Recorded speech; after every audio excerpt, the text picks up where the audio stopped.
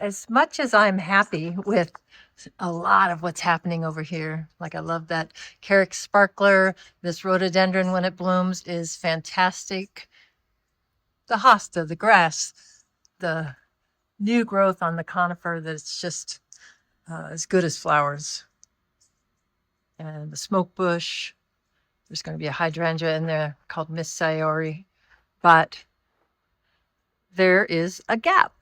And when I was out today, I think I came up with what I think the solution is going to be. So I'm going to walk you through what I decided to do, and we'll look at it together and see if it makes it better. But this is where I have the gap. I want to have a stronger focal point in there. I've grown this yellow phormium at different times, and I'm not intending to plant this in the ground.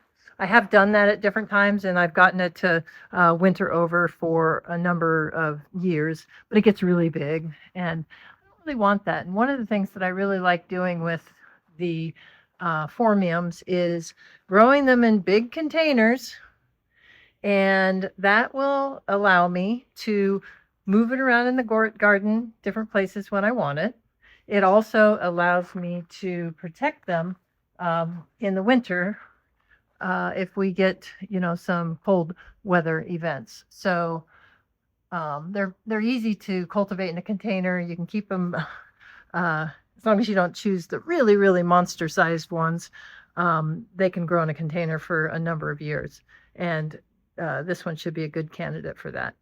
The other one that I grow that way is the Phormium Jester, which is perfectly, very well suited for container culture because it is smaller and slower. And I've grown that one for a long time in a container.